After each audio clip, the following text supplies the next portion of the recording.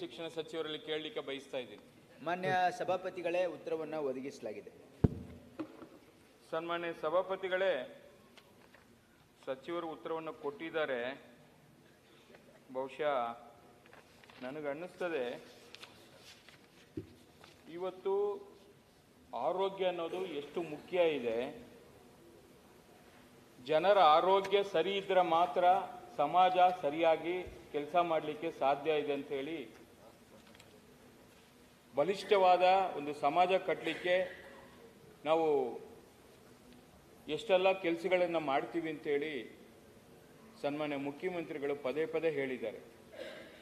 ನಾವು ಯಾವುದಕ್ಕೂ ಕುಗ್ಗಲ್ಲ, ಬಗ್ಗಲ್ಲ, ಯಾವುದಕ್ಕೂ ಜಗ್ಗೋದಿಲ್ಲ, ಬಡವರ ಪರವಾಗಿರತಕ್ಕಂಥ ಸರ್ಕಾರ ಇದು ಅಂತ ಹೇಳಿ ಮಾತಾಡೋದು. ಅದು ಪ್ರಶ್ನೋತ್ತರ ಇದೆ, ಆ ಬ್ಯಾಕ್ಗ್ರೌಂಡ್ ಬೇಕಾಗಿಲ್ಲ. ಅವರು ಹೇಳಿ, ನಾವು ಉತ್ತರ ಕೊಡಬೇಕಾಗ್ತದೆ. ಸಭಾಪತಿಗಳು ಹೇಳಿ, ಅವರು ಇದೇನು ಅನ್ಪಾರ್ಲಿಮೆಂಟ್ ವರ್ಡ್? ಅನ್ಪಾರ್ಲಿಮೆಂಟ್ ವರ್ಡ್? ಒಂದ್ ನಿಮಿಷ ಹೇಳಿ, ಅನ್ಪಾರ್ಲಿಮೆಂಟ್ ವರ್ಡ್? ಪ್ರಶ್ನೋತ್ತರದಲ್ಲಿ ಇವೆಲ್ಲ ಮಾತಾಡ್ತೀರಿ.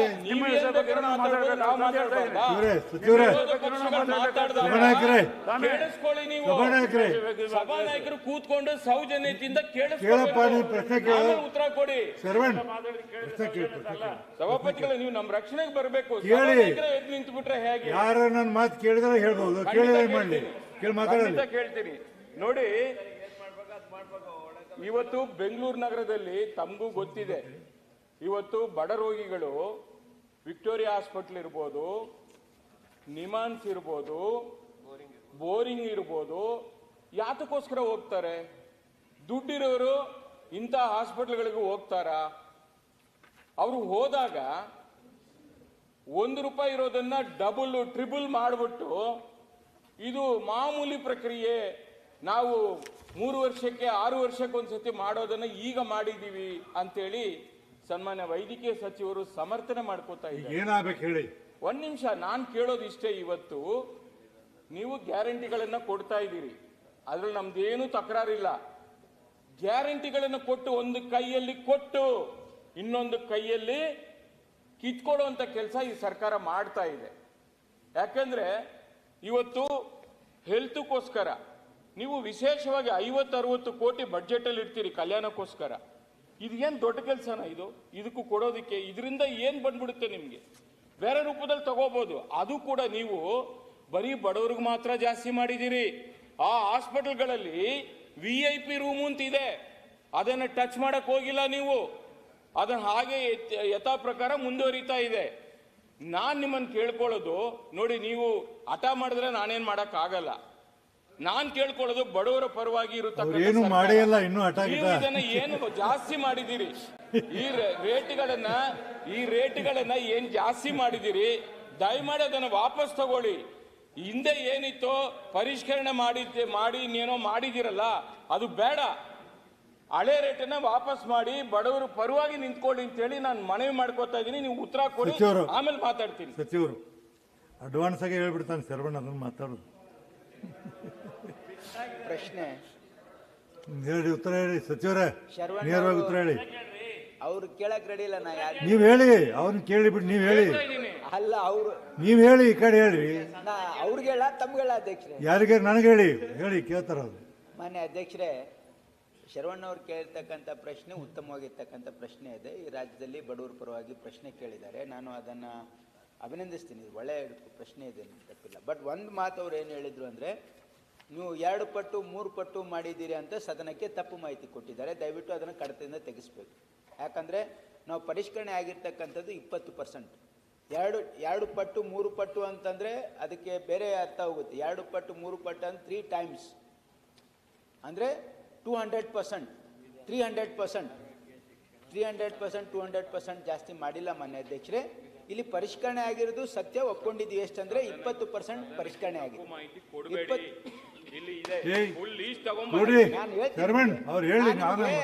ಡಿಟೇಲ್ ಕೊಡ್ತೀನಿ, ಆಮೇಲೆ ನೀವು ನಿಮ್ಮ ಹತ್ರ ಏನ್ ಮಾಹಿತಿ ಇದೆ ನೀವು ಹೇಳಿ. ನನ್ನ ಹತ್ರ ಏನ್ ಮಾಹಿತಿ ಇದೆ ನಿಮ್ಮ ಸದನಕ್ಕೆ ಬೇಕಿದ್ರೆ ಒಪ್ಪಿಸ್ತೀನಿ. ಅದ್ರಲ್ಲಿ ಏನಾದ್ರು ವ್ಯತ್ಯಾಸಗಳಿದ್ರೆ ಅದು ಸರಿಪಡಿಸಾಗಿದ್ರೆ ಮಾಡೋಣ.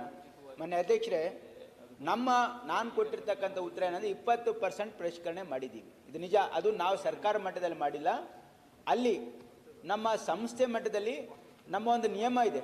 ಪ್ರತಿ 3 ವರ್ಷಕ್ಕೊಮ್ಮೆ ಪರಿಷ್ಕರಣೆ ಮಾಡಬೇಕು ಅಂತಕ್ಕಂಥ ನಿಯಮ ಇದೆ. ಎಲ್ಲ ಹಾಸ್ಪಿಟಲ್ಸಲ್ಲಿ ಇದು ಯೂಸರ್ಸ್ ಚಾರ್ಜಸ್ಸು ಆ ಒಂದು ಆಸ್ಪತ್ರೆ ಒಂದು ಸಮಿತಿ ರಚನೆ ಮಾಡಿ ಅಲ್ಲಿ ಡೈರೆಕ್ಟ್ರು, ಮೆಡಿಕಲ್ ಸೂಪರಿಂಟೆಂಟು, ಆಮೇಲೆ ಆಲ್ ದ HODs ಅವರೆಲ್ಲ ಸೇರಿಬಿಟ್ಟು ಯಾವುದ್ಯಾವ್ದು ಪರಿಷ್ಕರಣೆ ಮಾಡಬೇಕು ಅಂತಕ್ಕಂಥದ್ದಕ್ಕೆ ಅವರೊಂದು ತೀರ್ಮಾನ ತೆಗೆದುಕೊಳ್ತಾರೆ. ಇದು ಸರ್ಕಾರ ಮಟ್ಟದಲ್ಲಿ ಆಗಿರ್ತಕ್ಕಂಥ ತೀರ್ಮಾನ ಅಲ್ಲ. ಭಾಳ ಸ್ಪಷ್ಟವಾಗಿ ಹೇಳ್ತಾ ಇದ್ದೀನಿ, ಸರ್ಕಾರ ಮಟ್ಟದಲ್ಲಿ ಆಗಿರ್ತಕ್ಕಂಥ ತೀರ್ಮಾನ ಅಲ್ಲ. ಆ ಸಂಸ್ಥೆ ಮಟ್ಟದಲ್ಲಿ ಅವರೊಂದು ಸಮಿತಿ ಮಾಡಿ ಅದು ಮಾಡಿದ್ದಾರೆ. 3 ವರ್ಷಕ್ಕೊಮ್ಮೆ ಮಾಡಬೇಕಾಗಿತ್ತು. ಆದ್ರೆ ಕೋವಿಡ್ ಇರೋದ್ರಿಂದ ಹಿಂದೆ 3 ವರ್ಷ ಮಾಡಿಲ್ಲ. ಅದಕ್ಕೆ ಈಗ 6 ವರ್ಷದ ನಂತರ ಪರಿಷ್ಕರಣೆ 18ರಲ್ಲಿ ಪರಿಷ್ಕರಣೆ ಆಗಿದೆ. ಈಗ ಮತ್ತೆ ಆಗ್ತಾ ಇದೆ. ನನ್ನ ಅಧ್ಯಕ್ಷರೇ, 2025 ಪ್ರೊಸೀಜರ್ಸ್ ಇದೆ. 2025 ಪ್ರೊಸೀಜರ್ಸ್ ಇನ್ಕ್ಲೂಡಿಂಗ್ ಇನ್ವೆಸ್ಟಿಗೇಷನ್ ಸೇರಿ ಅವೆಲ್ಲದರಲ್ಲಿ ಎಲ್ಲದಕ್ಕೂ 20% ಪರಿಷ್ಕರಣೆ, 20% ಪರಿಷ್ಕರಣೆ ಮಾಡಿದ್ದಾರೆ. ಆಮೇಲೆ ಇದು ನವೆಂಬರ್ 5ನೇ ತಾರೀಕಿಂದ ಜಾರಿಗೆ ಬಂದಿದೆ. ಇದರಲ್ಲಿ ನಾನು ಮಾನ್ಯ ಸದಸ್ಯರಿಗೆ ಏನು ಹೇಳಕ್ಕೆ ಇಚ್ಛಪಡ್ತಾ ಇದ್ದೀನಿ ಅಂದರೆ, ಇದೇನೋ ಒಂದು ರಾಜ್ಯದಲ್ಲಿ ಇದು ಭಾಳ ದೊಡ್ಡ ಪ್ರಮಾಣದಲ್ಲಿ ಬಡವರಿಗೆ ಅನ್ಯಾಯ ಆಗಿದೆ ಅಂತ ಬಿಂಬಿಸೋದು ಬೇಡ. ಯಾಕಂದರೆ ಅಲ್ಲಿ ಬಡವರು ಯಾರು ಅಡ್ಮಿಟ್ ಆಗ್ತಾರೆ ಆಸ್ಪತ್ರೆಯಲ್ಲಿ ಅವರಿಗೆ ಟೋಟಲ್ ಫ್ರೀ ಇದೆ. ಅವ್ರಿಗೇನು ಚಾರ್ಜಸ್ಸೇ ಇಲ್ಲ. ಸ್ವಲ್ಪ ಪೂರ್ತಿಯಾಗಿ ಕೇಳಿಸ್ಕೊಳ್ಳಿ. BPL ಕಾರ್ಡ್ ಇಲ್ಲಿ ಕೇಳಿ, ಯಾರು ಅಡ್ಮಿಟ್ ಆಗ್ತಾರೆ ಅವ್ರ ಹತ್ರ BPL ಕಾರ್ಡ್ ಇದ್ರೆ, ನಮ್ಮ ರಾಜ್ಯದಲ್ಲಿ 80% BPL ಕಾರ್ಡ್ ಇದೆ. ಯಾರಿಗೆ BPL ಕಾರ್ಡ್ ಇದೆ ಅವ್ರಿಗೆ 100% ಫ್ರೀ ಇದೆ, ಅವ್ರಿಗೇನೂ ಚಾರ್ಜಸ್ ಇಲ್ಲ. ಯಾರ ಹತ್ರ APL ಇದೆ ಅವರಿಗೆ 30% ಡಿಸ್ಕೌಂಟ್ ಇದೆ. ಆಮೇಲೆ ಮನೆ ಅಧ್ಯಕ್ಷ, OPD ಇದೆಯಲ್ಲ, OPD ಸಮಾನವಾಗಿದೆ. ಅಂದರೆ 20 ರೂಪಾಯಿ OPD ಚಾರ್ಜಸ್ ಇರುತ್ತೆ ಅಷ್ಟೇ. ಅದು ಎಲ್ರಿಗೂ ಕಾಮನ್ ಆಗಿದೆ. ಮತ್ತು ಇನ್ವೆಸ್ಟಿಗೇಷನ್ಸ್ ಯಾವುದಾದ್ರೂ ಮಾಡಬೇಕಾದ್ರೆ ಅದು APL ಇರೋರಿಗೆ ಅವ್ರು ಫುಲ್ ಚಾರ್ಜ್ ಕಟ್ಟಬೇಕು. BPL ಇರೋರಿಗೆ 50% ಕೊಡಬೇಕು ಅವರಷ್ಟೇ. 50% ಆಫ್ ದ ಚಾರ್ಜಸ್ ಪ್ರಿಸ್ಕ್ರೈಬ್. ಮನೆ ಅಧ್ಯಕ್ಷರೇ, ಇದು 6 ವರ್ಷಕ್ಕೊಮ್ಮೆ ಆಗ್ತಕ್ಕಂಥ ಪ್ರಕ್ರಿಯೆ. ಇದು 3 ವರ್ಷಕ್ಕೊಮ್ಮೆ, ಇದು 6 ವರ್ಷ ಆಗಿದ್ರಿಂದ 20% ಆಗಿ ಮಾಡಿದ್ದಾರೆ. ಇಲ್ಲಾಂದ್ರೆ what is the normal dictum ಏನು ಹೇಳಿದೆ ಅಂದ್ರೆ ಎವ್ರಿ 3 ಇಯರ್ಸ್ 10% ಹೈಕ್ ಅಂತ ಒಂದೇನೋ ಕಾಮನ್ ಆಗಿ ಮಾಡಿದ್ದಾರೆ. ಸಚಿವರೇ, ನಿಮ್ಮ ಸಮರ್ಥನೆ ತುಂಬಾ ಚೆನ್ನಾಗಿದೆ. ನಾನು ಕೇಳ್ತಾ ಇರತಕ್ಕಂಥದ್ದು, ಸಂವಿಧಾನದಲ್ಲಿ ಪ್ರತಿಯೊಬ್ಬ ಬಡವನಿಗೂ ಕೂಡ ಹಕ್ಕು ಇದು, ಆರೋಗ್ಯ ಮತ್ತು ಶಿಕ್ಷಣ ಕೊಡೋದು. ಅದರಲ್ಲಿ ಯಾಕೆ ನೀವು ತಾರತಮ್ಯ ಮಾಡ್ತೀರಿ? ನಾನು ಇಷ್ಟೇ ಕೇಳೋದು. VIP ರೂಮ್ಗೆ ಜಾಸ್ತಿ ಮಾಡಲ್ಲ, ಬಡವರಿಗೆ ಜಾಸ್ತಿ ಮಾಡ್ತೀವಿ. ನೀವು ಹೇಳಿದ್ರಿ 20% ಮಾಡಿದ್ರಿ ಅಂತ. ನೋಡಿ, ತಮ್ಮ ಗಮನಕ್ಕೆ ತರ್ತಾ ಇದ್ದೀನಿ. ನೋಡಿ, 10 ರೂಪಾಯಿ ಇರೋದನ್ನ 20 ರೂಪಾಯಿ ಮಾಡೋರೆ, 50 ರೂಪಾಯಿ ಇರೋದನ್ನ 75 ರೂಪಾಯಿ ಮಾಡೋರೆ. ಮತ್ತೆ ಬ್ಲಡ್ ಚೆಕಿಂಗ್ ಇರ್ಬೋದು, ಸ್ಕ್ಯಾನಿಂಗ್ ಇರ್ಬೋದು, MRI ಸ್ಕ್ಯಾನಿಂಗ್ ಇರ್ಬೋದು, ಎಲ್ಲದರಲ್ಲಿ ಕೂಡ ಇವರು ಏನಿಲ್ಲ 10 to 20% ಜಾಸ್ತಿ ಅಂತ ಹೇಳ್ತಾರೆ. ಯಾಕೆ ತಪ್ಪು ಮಾಹಿತಿ ಕೊಡ್ತಾರೆ? ನೋಡಿ, ಇಲ್ಲಿ ಫುಲ್ ವಿತ್ ಪ್ರೂಫ್ ತಂದಿದ್ದೀನಿ ನಾನು. 50 ರೂಪಾಯಿ ಇರೋದು 75 ಮಾಡೋರೆ, 10 ರೂಪಾಯಿ ಇರೋದು 20 ರೂಪಾಯಿ ಮಾಡೋರೆ. ಇದೆಲ್ಲ ಬಡವರು ಸ್ವಾಮಿ. ಬಡವರು ವಿಕ್ಟೋರಿಯಾಗೆ ಬರ್ತಾರೆ, ಬೋರಿಂಗ್ ಹಾಸ್ಪಿಟ್ಲಿಗೆ ಬರ್ತಾರೆ. ಯಾಕೆ ಮಾಡ್ತೀರಾ? ಅದರಿಂದ ಬರೋದು ಏನಿದೆ ಅಲ್ಲಿ? ದಯಮಾಡಿ ನೋಡಿ, ನೀವು ನಮಗೆ ಅಭಿನಂದನೆ ಬೇಡ, ಒಳ್ಳೆ ಪ್ರಶ್ನೆ ಅಂತ ಹೇಳಿ ರಾಜ್ಯದ ಜನ ನಿಮ್ಮನ್ನು ಅಭಿನಂದನೆ ಮಾಡ್ಬೇಕಂದ್ರೆ ನೀವು ವಾಪಸ್ ತಗೋಬೇಕು. ಅದನ್ನ ಮಾಡಿ ನೀವು. ಮಾನ್ಯ ಅಧ್ಯಕ್ಷರೇ, ಅವರು ಏನ್ ಹೇಳ್ತಾ ಇದ್ದಾರಲ್ಲ ಜಾಸ್ತಿ ಆಗಿದೆ. ನನ್ನ ಹತ್ರ ಒಂದು ನಾವು ಯಾವ್ದು ಇನ್ಕ್ರೀಸ್ ಮಾಡಿದೀವಿ ನಾನು ಪಟ್ಟಿ ಕೊಡ್ತೀನಿ, ಬೇಕಿತ್ತು.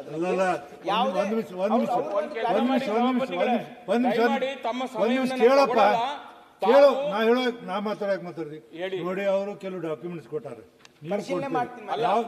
ತಾವು ಅನುಮತಿ ಕೊಟ್ರೆ ಅರ್ಧ ಗಂಟೆ ಚರ್ಚೆಗೆ ಹಾಕೊಳ್ಳಿ. ಇದನ್ನ ರಾಜ್ಯದ ಜ್ವಲಂತ ಸಮಸ್ಯೆ. ಬರ್ದು ದಯಮಾಡಿ ನಾನು ಪತ್ರ ಕೊಡ್ತೀನಿ, ಅರ್ಧ ಗಂಟೆ ಚರ್ಚೆಗೆ ಅವಕಾಶ ಕೊಡಿ.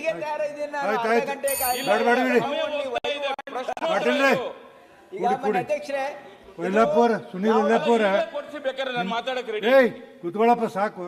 ಅರ್ಧ ಗಂಟೆ ಚರ್ಚೆ ಕೊಡಿ. ಆಯ್ತು, ಬರೆದು ಕೊಡುವ ಪದ್ಧತಿ ಇದು. ನಿನ್ನ ಕಂದಾಯಕ್ಕೆ ವರ್ಗಾವಣೆ ಆಗೈತಿ, ಕಂದಾಯ ಇಲಾಖೆ. ಸಭಾಪತಿಗಳೇ, ಇದು ಈ ರೀತಿ ನನ್ನ ಪ್ರಶ್ನೆಗಳಿಗೆ ಪ್ರತಿ ಸಲ ಇದು ಕಂದಾಯಕರ ವರ್ಗ ಆಗ್ತದ, ಎಲ್ಲರ ವರ್ಗ ಆಗ್ತದ, ಮತ್ತೆ ನನ್ನೇ ಎಲ್ಲರ ವರ್ಗ ಮಾಡ್ಬಿಡ್ರಿ. ಕಂದಾಯ ಇಲಾಖೆ ವರ್ಗ ಸರಿಪಡ ಸರ್, ಅವಶ್ಯಕತೆ ಇಲ್ಲ. ಆಯ್ತು, ಜಲವಂತ ಸಮಸ್ಯೆ, ಜಲವಂತ ಸಮಸ್ಯೆ. ಸಂಕನೂರ್ ಸರ್, 1 ನಿಮಿಷ ಸರ್. ಬೇಡ ಕ್ವಶನ್ ನೋಡಿ, ನಾ ಹೇಳ್ತೀನಿ ಕೇಳಿ. ಅದನ್ನ ನೀವು ವಿಚಾರ ಮಾಡಿ. 1 ನಿಮಿಷ.